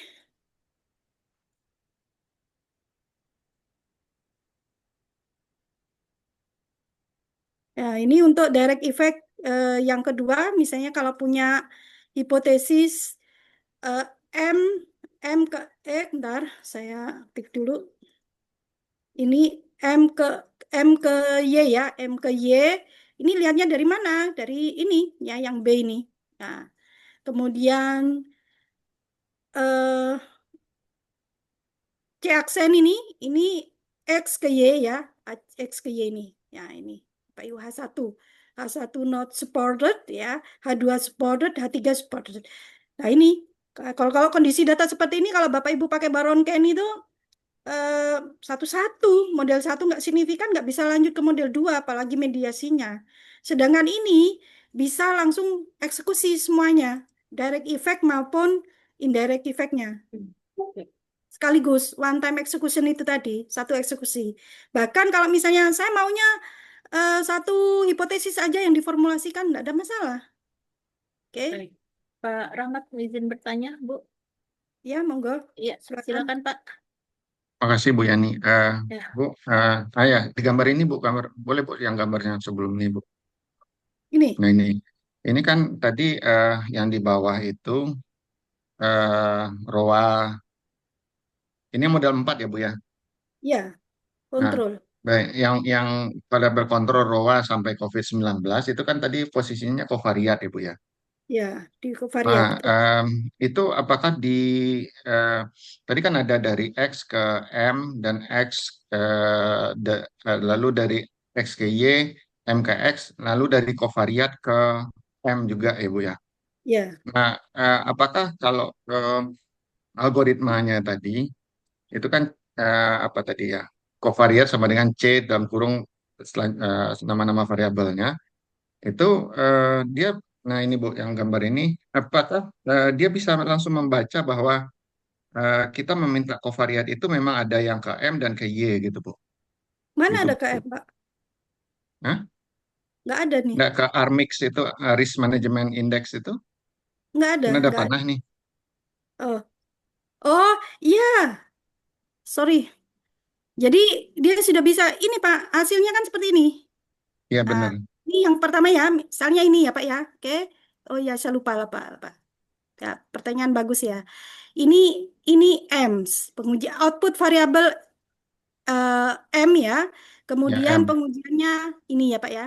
Ya, Ya, utamanya variabelnya. Ini ya, X ke M. ya, Ah, ini kovariatnya udah masuk Pak, include beserta nilai-nilainya ini. Ini ya kan benar, kovariat ini. Variabel benar. ROA, F size, left, B size, capin, ini kovariat semua. Ya, kita Ya, masukkan ke sini Bapak. iya benar. Ya, itu kelebihannya Hayes itu seperti itu. Oke, Eh, oke. maaf Bu. Yang kedua, Ya, ini yang M ya. Ya, yang ya, kedua yang ke Y-nya, yang ke Y-nya juga sama. Jadi kovariat, jadi errornya itu muncul di M sekaligus muncul di persamaan Y-nya. Nah, oke, itu logikanya ya Pak ya. Nah, ini yang eh, ke output variabelnya Y, ya, ke ya, Y. ya, output variabelnya Y ini untuk yang eh, X ke Y, ini yang M ke Y. Y, betul Y. Nah, ini kovariatnya di sini, sampai sini nih. Hmm. Kita pindahin ini datanya ke sini sekaligus. Nah, kita pindahinnya ke sini, Bapak. Nah, gini. Kanan ini, oh berarti yang kanan itu tanpa AC ya Ya, maksudnya yang, ini X ke M. Ya, ya betul. yang ini, ya, yang kolom kanan ini X ke Y dan M ke Y. Ini, gitu. X ke Y, M ke Y, ya benar. Ya, Nah, ada berarti lagi. maksud saya itu pertanyaannya hanya dari satu baris tadi itu saja, kovariat Ya, sama dengan sekian, itu dia sudah otomatis nguji ke apa semua variabel kontrol itu, kovariatnya itu ke M dan ke Y ya. Tanpa perlu yang kita saya perintah lagi. nggak satu eksekusi, Bapak, tanpa perintah Oh, lagi. oke. Oh ya, Beda tanpa banget tanpa ada sama baris perintah lagi sama bahwa minta. SPSS. Enggak, iya betul. Hmm, Jadi kalau kalau Bapak menggunakan SPSS yang reguler ya, atau ya, Stata ya, Stata kan belum disupport nih kebetulan.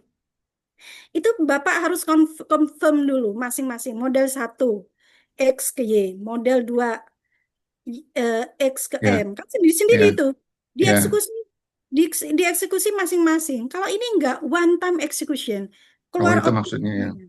Ya, jadi eksekusi one time itu maksudnya ya semua dari model 1, 2, 3 sampai mediasi pun itu satu kali eksekusi. Hmm, 1 detik selesai. Itu semua. Masalah hipotesis 1 sampai mediasinya. Tapi kalau Bapak pakai linear regression yang belum disupport Hayes ya, yang non Hayes, itu kan Bapak harus running satu-satu, termasuk yang Sobel testnya. Ya toh? hmm. Nah, itu ini yang maksudnya eh, fitur yang paling kenapa kita harus enhance ke sini ke Hayes ini gitu. Oke. Baik, makasih Bu. Oke, oke. Ada lagi? Belum ada Demonya Bu pertanyaan. Bu Sisin ditunggu demonya. Oh ya. Oke. Jadi ini modelnya ya, saya kira sama ya. Oh ini ya yang terakhir ini untuk indirect effect-nya ya Bapak Ibu ya. Indirect effect-nya itu ngelihat dari hasil bootstrapping ini. Ya, bootstrapping ini yang kemudian nanti bisa kita konfirmasi mengenai mediation exist or not. Ya, exist atau tidak. Jadi dilihat dari boot LLC, lower level confidence interval, boot eh, upper level confidence intervalnya ya. Ini dipindah ke dipindah ke sini ya Bapak Ibu ya. Nah, ini dia. Cara menyajikannya kalau hash itu di sini. Nah, dia seperti ini. Jadi kita nambahi remark ini supported or not ya. Oke, kita langsung ke aplikasinya ya.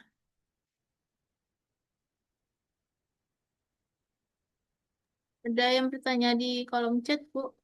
Iya, boleh. Kalau jumlah sampel ideal untuk highest ini berapa, Bu? Saya kira ideal dia Ayas tidak memastikan, cuman Ayas tidak menegaskan berapa jumlahnya, tapi dia hanya mengatakan small sample is spotted. Jadi small sample is spotted. Kalau perkara jumlah sampel itu kalau saya jadi reviewer, review apalagi Q1 ya, ya industri itu jarang saya, tapi level country lah. Satu kok misalnya eh, ya ngelihat dulu dia datanya bener nggak sama itu. Jadi kalau Iya.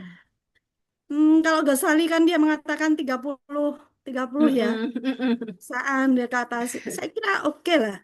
Cuman tahunnya kita kan kalau jadi dosen aja juga gitu. Mahasiswa kalau terlalu sedikit sampelnya, apalagi periodenya sedikit, kita nggak mau juga coret itu. Tambah lagi sampelnya, Iya. expand misalnya industrinya dan sebagainya. Takutnya karena tadi dia udah langsung membalancekan itu ya, Bu. Takutnya Ya, tiba-tiba yang datanya pasti tambah dari sedikit ya. Hayes, betul. Mm-mm. Yang pasti dari Hayes tuh dia dia menjamin bisa handling small sample gitu. Cuman dia tidak secara definitif mengatakan berapa angka small sample itu yang dimaksud gitu. Baik, Bu. Yeah.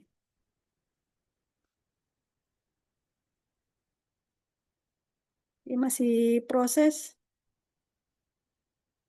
Silakan Bapak Ibu yang lain yang mau bertanya. Ya, mungkin sambil menunggu ini ada Ya. yang bertanya, saya silakan.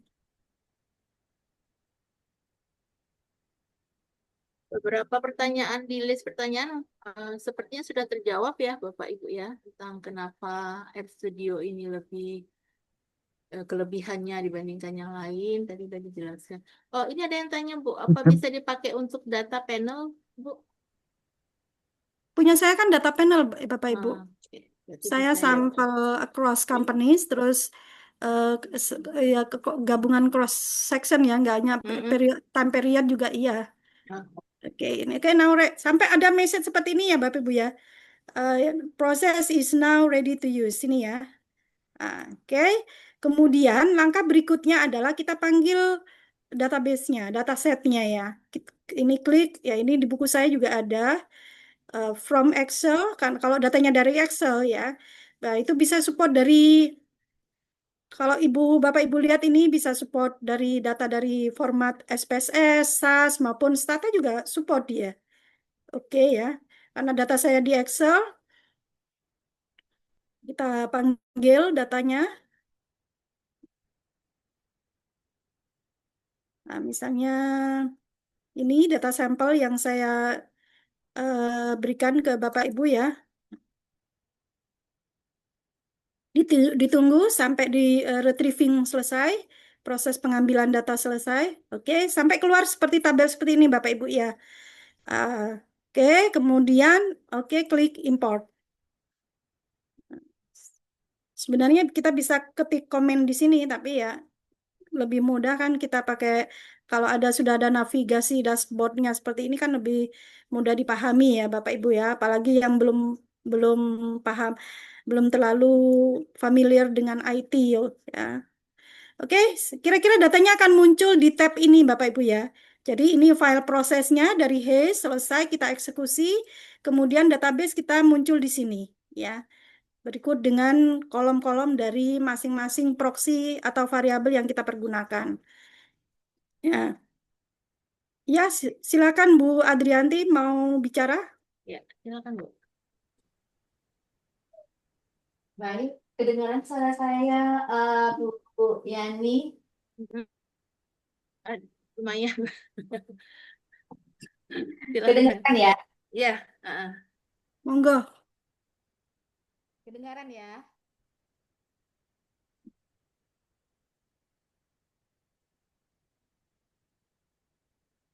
Baik, terima kasih Mbak Sisin. Terima kasih ini semua Yang ingin saya tanyakan, saya kan di disertasi itu pakai model 2, Mbak Sisin. Oh, yang moderasi. Moderasinya 2. Nah, kemudian di moderasi itu pakai efektivitas Dewan Komisaris. Ya. Nah, efektivitas Dewan Komisaris itu ada 5 dimensi yang saya ukur. Jadi seperti apa?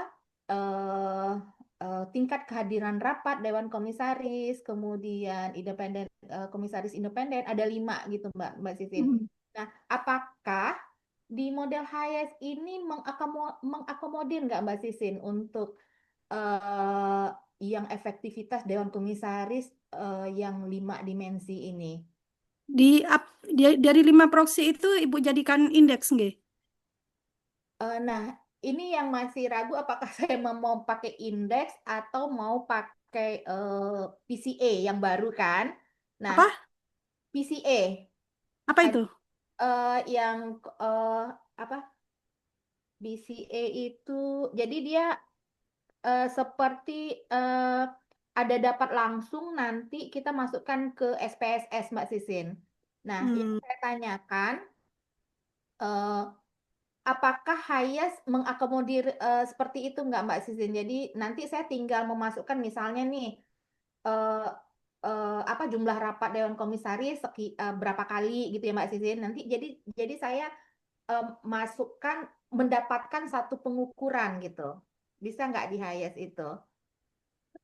Kalau pendapat saya, Bu ya, pendapat saya itu belum masuk ke HIS sebenarnya. Jadi kita itu istilah efektivitas itu istilah di mana ada syarat-syarat dinilai efektif atau tidak, kan ya?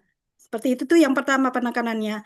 Nah, oleh karena itu, untuk misalnya ya, untuk misalnya saya menilai eh, eh, audit komite aja lebih bagus. Ntar saya kasih di artikel saya yang saya kirimkan ini, saya menggunakan variabel eh, audit efektivitas dari audit komite. Audit komite effectiveness. Jadi saya mengatakan bahwa ketika kita mengatakan bahwa audit komite itu efektif, syaratnya apa? Syaratnya itu adalah misalnya saya buat definisi ini beberapa ya. Ya. Ini pertama saya menggunakan proxy ini.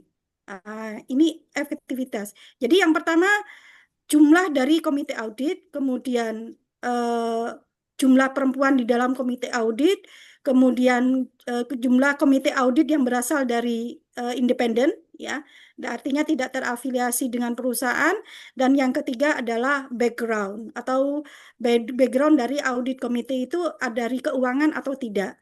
Semuanya ini assessment, ya, assessment kecuali mungkin yang audit komite size ya kan jumlah. Ini konten ya, dummy, ini dummy, ini dummy, ini dummy. Satu variabel itu harus representasinya kan terhadap satu pengukuran ya. Nah, karena saya mempunyai 5 pengukuran, maka tujuannya adalah untuk menunjukkan bahwa untuk melihat ini efektif atau tidak. Saya punya referensi, harus ada referensinya, Bu. Saya punya referensi bahwa ketika dinilai efektif, ya mengkalkulasi apakah itu efektif atau tidak, ketika semua indikator dari 4 itu, ya memenuhi 4 itu, maka dinilai 1, ketika tidak, maka dinilai 0. Ini efektivitas itu. Jadi kita belum berkutat di uji hipotesis, masih tentang data untuk melihat efektivitas dari komite audit. Jadi ini saya terapkan beberapa langkah ini. Langkah pertama ya, apa namanya? Oh, melihat yang itu kan nggak sama, Bu. Ini kan tipe datanya nggak sama. Kenapa? Yang dia masih apa namanya? Audit komite SAS ya jumlah kan. Berarti 2, 3 ada yang dummy, ada yang jumlah dan Ya, kan ini nggak sama ya, karena saya melakukan apa supaya bisa jadi sama. Jadi ini Ibu bisa baca ini referensinya, ini saya dapat dari ini Badolato, Binganem sama Arif. Sama halnya dengan risk management, saya pakai referensinya jurnal artikel Emerald dari punyanya Bu Veronica ya, dari UI kalau nggak salah. Mungkin Bu Veronica tahu ya. Bu Veronica Pak Sylvia Frans? Veronica. Iya, dosen dari UI pokoknya. Artikel Mm-mm. Emeraldnya. Untuk efektivitas risk management itu dia akan membuat 7 pengukuran. Itu nanti dijadikan satu, Bu. Jadi Iya. dia menyimpulkan kalau memenuhi 4 pengukuran, maka efektif. Kalau hanya 3, nggak efektif. Nah, jadi nilainya 0. Artinya satu variabel itu satu value proxy. Nanti represent untuk satu proxy. Jadi kayak gini, audit committee effectiveness ya satu proxy aja. Proxy-nya apa? Ya kita olah. Kita olah ini beberapa langkah ini for using several steps first ya. Jadi kita buat ini, kita lakukan hitung dulu ya. Kita proses deskriptif statistik mean sama mediannya. Iya, baik. Nah, Oke. seperti Saya ini. bisa menangkap, jadi artinya tetap kita dapatkan dulu apakah kita mau pakai indeks seperti yang Bu Sisin bilang. Ya, atau pakai cara yang seperti ini, yang Ya, indeks baru artinya indeks itu kan secara manual gitu ya Pak Bu ya, kita hitung ditambahkan kemudian dicari ya belum masuk ke hipotesis, ya belum nilai masuk nilai nilai uji tengah atau statistik. media nilai tengah atau rata-rata gitu ya. Nah, Ya, ya, nilai dari indeks itu ya kita masukkan sebagai pengukuran untuk ya, efektivitas. Jadi gitu ya. ya. Jadi Oke. mungkin artinya memang di highest belum mengakomodir secara langsung gitu untuk ketika Emang di SPSS di Stasa bisa, Bu? ya bisa itu yang saya bilang tadi yang PCA itu Mbak Sisin Principal Component Analysis itu Oh, PCA itu masih dijadiin satu kan nantinya. ya Jadinya nanti satu proxy. ya makanya itu tadi di Ya. PCA Saya juga ada artikel itu punya kolega saya tuh dia menggunakan PCA ya artinya diolah sendiri juga. Jadi diproses di PCA-nya sendiri. Oke. Mungkin dia punya beberapa 7 pengukuran, nanti keluarnya ya satu Iya, pengukuran sebagai proxy yang merepresentasikan variabel. baik. Iya, Kan baik. prinsipnya Jadi sama, nggih. Mbak Kita Kak Yani lanjut dulu. izin 2 kali. Ada mau lanjut studio dulu mungkin? Apa webinar kali ini mempertemukan di dunia maya ya. Ini ada beberapa dosen saya, Mbak Sisin, ada Pak Rahmat, ini dosen pajak saya di S1. Pak, halo Bapak, sehat ya Pak? Kemudian ada siapa tadi Pak Suhanda itu juga Iya, pajakan saya Mbak Sisin. kita Terus lanjut dulu ya, Bu Ibu Uul Azianti. kayaknya Ibu Raudatul Hidayah itu pembimbing saya S1. Heeh. Nggih. Biar Kayak ini. Lanjut dulu Ya, ya. kita lanjut dulu ya, Bu, ya ke R Studio. Heeh. Pak Riwayadi ini dosen pembimbing akademik kayaknya nih Pak Riwayadi. Mm-mm. Ya, terima Ya, kasih. ya, oke. Jadi pertanyaan Silakan. kedua Mbak Sisin. Kita lanjut dulu boleh Ibu ke Boleh, R boleh. Studio dulu. Oke. Sudah jam 10 soalnya. Oke, Iya. nanti kita lanjut ke ini ya. Jam 10 ada di International Conference soalnya. Iya, soalnya. ya. Silakan dulu Bu, Baik. lanjut sedikit lagi Bu. Ya. Oke ya. Ini kita copy paste ya Bapak Ibu ya. Jadi sintak yang saya beri ke Ibu ya kita masukkan persis. Jangan diubah-ubah Ibu. Spasi, koma, titik. Jangan diganti-ganti nanti error. Nah, oke saya jelaskan dulu ya di sini. Ini data sama dengan ini menunjukkan database-nya atau dataset-nya ya Bapak Ibu ya. Nah, ini kita ganti. Datanya harus sama dengan dataset yang kita panggil di atas ini. Ya. Ini kita panggil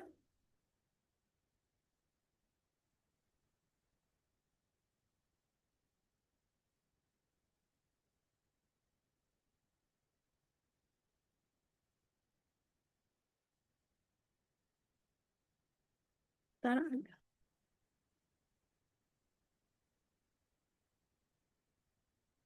ini sampai keluar highlight seperti ini Bapak Ibu ya. Keluar seperti ini ya. Kita klik ya, oke ya. Kemudian kita periksa masing-masingnya ya dari sintak yang saya berikan ke Bapak Ibu.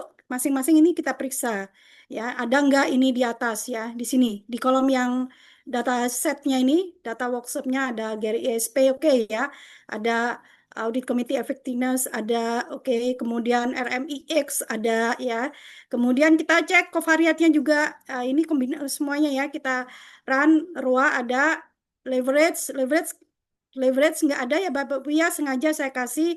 Nah ini kita hapus ya, kita hapus. Nah, kita hapus F-size ada, capin capital intensity ada nggak? Oh tidak ada. Oke, ini juga kita hapus Bapak Ibu ya. Oke, kemudian both size juga tidak ada ya, sesuai dengan kebutuhan covariat atau variabel kontrol yang Bapak Ibu inginkan ya. Oke, period sama COVID-19. Nah, ini langsung kita enter aja.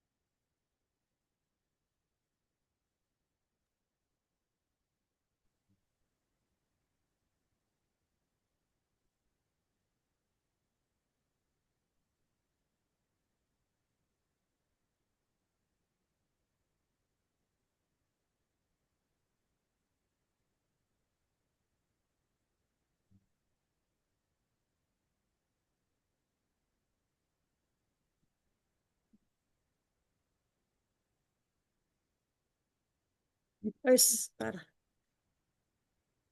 oh. Kurung Kurungnya belum tutupnya ada kurang kali. itu Bu, kurung Tutup tutupnya kali kurungnya. ya. Heeh. Tutup kurung di up. Ya, sensitif ya. Oh iya, saya ngopinya kurang. Kurung tutup di bawahnya.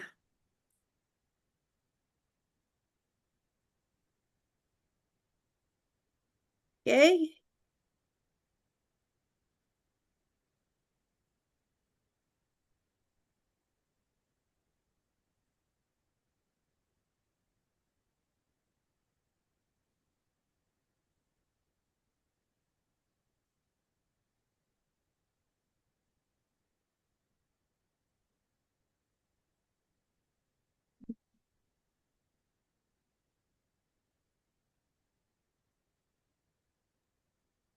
Kurungnya lagi. Kurung.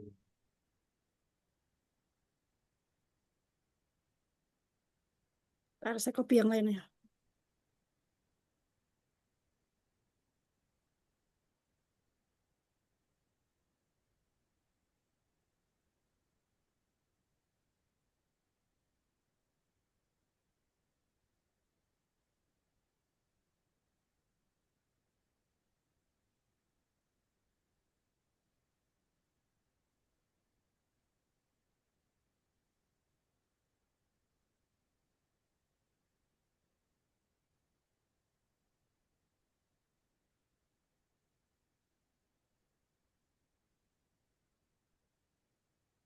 Nice.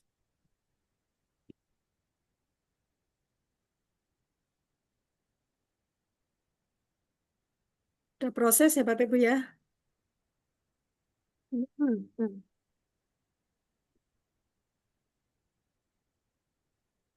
Saya tutup dulu beberapa file.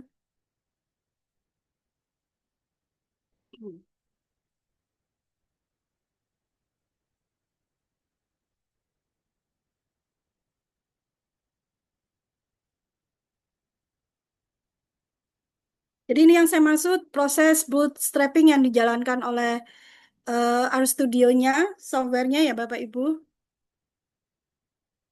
Jadi satu kali enter, satu one time execution.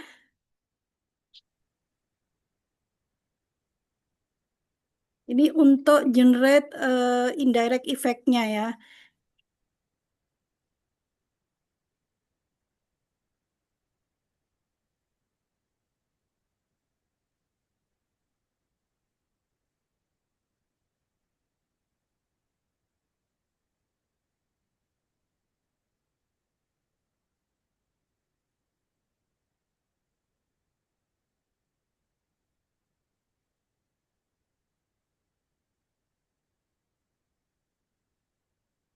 Atau mungkin ada pertanyaan lain lagi, Bapak Ibu? Progresnya memang seperti ini, Bu, yang bootstrapping ya, Bu. Butuh waktu beberapa menit gitu ya. Oh enggak, ini karena lambat saja. Saya kalau pakai laptop Oh. saya yang satunya oke. Nggak terlalu lama kan? Justru lamanya itu yang dimanggil prosesnya ini, waktu manggil proses itu. Nah, ini Defaultnya bootstrappingnya berapa, Bu? Kalau R ini 500.000 atau gimana ini? itu bisa kita tentukan, Pak. Di buku Oh, saya bisa ya. jelaskan. Ya, jadi misalnya ini yang ini ya, ini kita bisa free, kita tentukan terus bootnya ini bisa kita ganti 5.000 yang ini, yang Kalau ini bootstrappingnya satu ya. artinya apa, Bu? Satu ya, satu kali satu proses saja. Oh, satu proses. Enggak, seingat saya misalnya di SPSS itu kan bootstrappingnya bisa minta 1.000 data atau Oh lima enggak, ratus itu enggak gitu ya 1.000 kali proses Pak di dalamnya itu. Bu, prosesnya. ya, tapi satu bisa nggak apa-apa. Kalau di bukunya Hayes, kalau bukunya Hayes yang saya share itu kalau nggak salah itu dia generate 5.000 ya, 5.000 ditulis 5.000. Jadi angka ini bisa diganti Bapak Ibu ya. Sampai 5.000 5.000. Bu, artinya lebih nanti tambah banyak tambah hilang. Nah, ini maksudnya tambah hilang seperti ini. Jadi awal sampel saya kan 2.590 ya. Jadinya sorry 1095 ini ya untuk observasinya. Sorry, firm years of observation ya. Ini yang kita jalankan. Tapi pada saat kita generate bootstrapping itu ada penjelasannya kalau kita itu hanya menjalankan yang di delete itu 403. Ini dia. Ya, Bapak Ibu ya. Oke, kemudian ini yang saya jelaskan tadi ya di section atas, ketika dia variabel outputnya adalah risk management, ini M-nya ya, jadi section ini, kemudian untuk tujuan direct effect, kemudian ini untuk tujuan direct effect, yang Y-nya ya, X terhadap Y maupun M terhadap Y, seperti yang sudah saya jelaskan tadi sebelumnya, sedangkan untuk apa namanya mediation ya mediation text-nya indirect effect itu ibu bisa langsung eh, bisa lihat di sini di sisi ini indirect effect ya. Di section ini jadi dilihat antara boot RLCI dan boot ULCI-nya ini berada di rank harus di atas 0. Kalau ini minus ya berarti tidak signifikan atau ini 0 tidak signifikan. Jadi kalau di bukunya Hayes itu dia mengistilahkan sebagai straddle zero ya. Jadi harus melewati angka 0 ya Bapak Bu ya. Ini caranya. Jadi direct dan indirect satu frame, satu output, satu eksekusi. Ya direct effect, indirectnya juga satu eksekusi sekaligus. Dan ini basisnya regresi, bukan analisis jalur ya, bukan path analysis. Jadi lebih lebih confirm ya, lebih confirm lah. Kalau kalau kalau kita mau masuk ke jurnal internasional, saya kira metode pasti juga berpengaruh ya Bapak Ibu ya. Ada pertanyaan Bapak Ibu, monggo.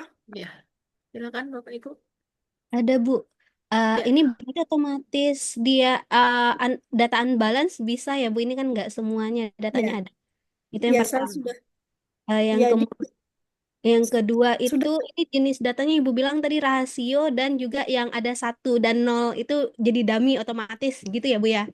Udah otomatis semua datanya walaupun tadi ada yang kosong, kemudian ada ini 1 rasio 1, ada yang 0 1 0 1 itu nggak ada, kita nggak perlu melakukan hal khusus tapi dia udah otomatis langsung di running bisa gitu ya Bu. ya mungkin bisa dicek lagi di PPT saya tentang isu-isu tadi ya.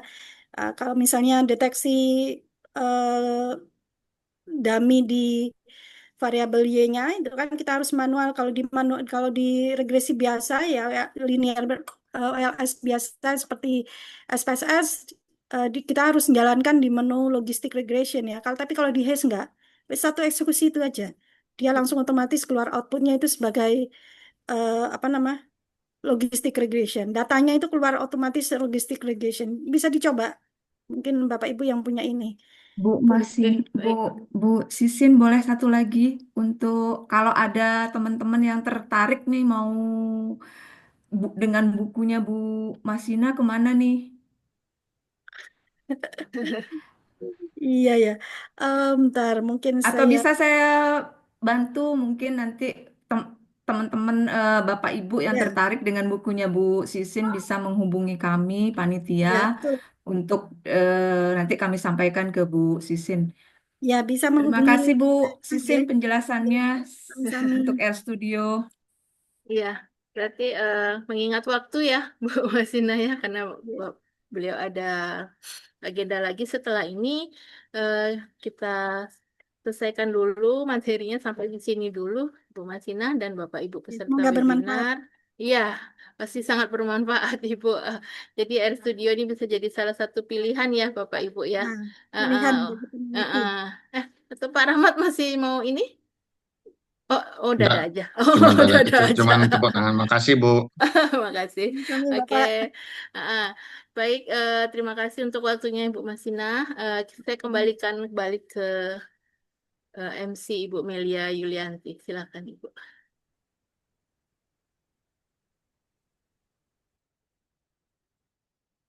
Ya, masih mute. Ya, masih mute Ibu. Ya. Oke. Terima kasih kepada Ibu narasumber kita yang telah menyampaikan dan mendemokan penggunaan RStudio yang sangat bermanfaat dan menjadi opsi untuk pemilihan pengolahan data kuantitatif ini. Kembali kami ingatkan kepada Bapak Ibu yang hadir di sini untuk mengisi link presensi agar dapat menerima sertifikat dari webinar acara kita. Saya Melia Yulianti selaku MC. Mohon maaf kalau ada kesalahan. Izin pamit undur diri. Assalamualaikum warahmatullahi wabarakatuh.